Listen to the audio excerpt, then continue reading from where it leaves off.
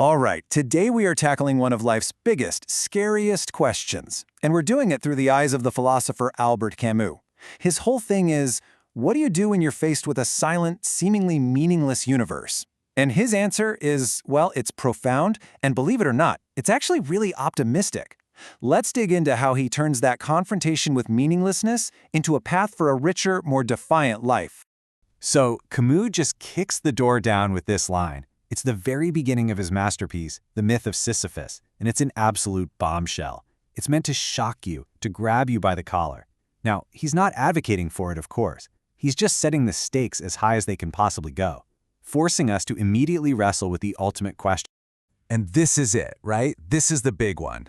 If we look out at the cosmos for some grand purpose, and all we find is cold, indifferent silence, does that make life just a pointless exercise? For Camus, the answer to that is a resounding no. And his philosophy of the absurd is the blueprint for why. Okay, so to get a handle on his solution, we first have to understand the problem he's diagnosing. For Camus, our fundamental situation isn't really despair or meaninglessness itself. It's a specific state of being that he calls the absurd. You know, the key to unlocking all of Camus is right here in this one word, conflict.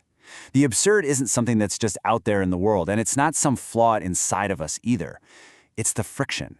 It's the permanent clash that happens when our very human need for answers collides head-on with a universe that just doesn't give them. And this, right here, lays it out perfectly. On one side, you've got us, desperately searching for patterns, for purpose, for a reason for it all. And on the other side, the universe, just utterly silent, totally indifferent to our questions. The absurd is born in that unbridgeable gap between our passionate cry for meaning and the empty echo that comes back.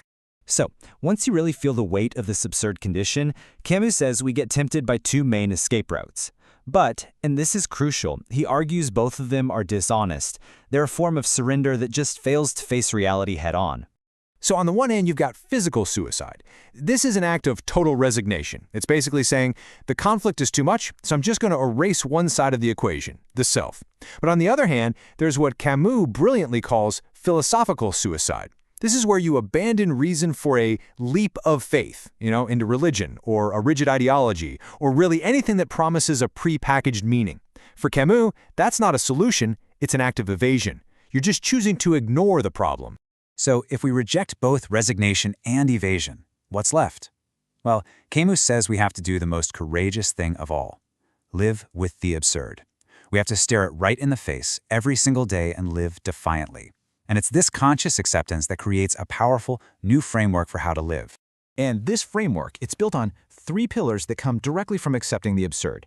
First up, revolt. This isn't a one-time thing. It's a constant, conscious state of mind that keeps that absurd tension alive. You just refuse to give in. And that revolt, it gives you true freedom. You are liberated from the burden of trying to find some cosmic purpose, and that frees you up to live in the glorious, real, present moment. And this freedom, it ignites passion. See, without some eternal scorecard, the goal shifts from living the best life to living the most life, valuing the sheer quantity and intensity of your experiences. Now, all this is great in theory, but Camus gives us a really powerful metaphor to make it visceral and real. He finds his perfect absurd hero in the ancient Greek myth of Sisyphus. I mean, this is the ultimate picture of a futile, meaningless existence, right? A task that is not only pointless, but goes on forever. It's a punishment specifically designed to crush the spirit with hopeless, repetitive labor. But here's where Camus pulls this brilliant twist. He says the most important part of this whole story isn't Sisyphus straining against the rock on the way up, it's the pause. It's that moment where he watches it roll away, turns around, and begins his conscious, clear-eyed walk back down the hill to start all over again. In that lucid walk down the hill, Sisyphus becomes the hero. His revolt is in continuing his task, not with despair, but with a kind of scorn for the gods who put him there. His freedom is in being liberated from the false hope that the boulder will ever stay at the top. In that moment, he becomes the master of his own reality, and his passion, the struggle itself, is what fills his heart. His life is his labor, and he fills it completely. Now, this ancient myth might feel a little far away, but Camus insists it is the perfect metaphor for modern life, especially our work. We are all, in our own way, a modern Sisyphus. Does any of this feel familiar? The inbox that never ever empties, the quarterly targets that just reset to zero every 3 months, the project you poured your soul into that becomes totally obsolete in a year. This is the modern boulder. It is the hamster wheel of our contemporary lives. And here's the critical insight. For Camus, this routine isn't automatically tragic. It only becomes a tragedy at the moment you become conscious of its absurdity, and then you choose to spare. That moment of consciousness is a fork in the road. One path leads to resignation, and the other leads to becoming an absurd hero. And we see that leap of faith escape here too, right? We convince ourselves that the next promotion will finally bring fulfillment. We put blind faith in some corporate mission statement. We obsess over productivity gurus, hoping they'll reveal some secret order to the chaos. This is modern philosophical suicide. But just like Sisyphus, we have our own moments of dissent. It's on the commute home from work. It's during that 5-minute coffee break. It's in that quiet moment when you're just staring at your screen. That is your opportunity. That's the moment to look at your boulder, to accept its futility, and to choose to pick it up again, but this time on your own terms. And this is the profound payoff.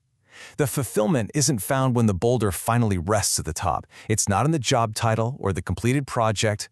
The meaning, the richness, the joy, it's all found in the struggle itself. Because that struggle, that's your life, and it's entirely yours. This is the stunning final line of the essay. And it isn't a call for self-delusion. It's a logical conclusion. If Sisyphus owns his fate, if he scorns his punishment, if his entire universe is contained within that rock and that hill, then he is happy. His happiness is an act of supreme defiance. So we're left with the question. We all have our boulders, the repetitive, the difficult, the seemingly pointless tasks that make up our days. The question Camus leaves us with isn't how to get rid of them. The question is, how will you choose to carry yours?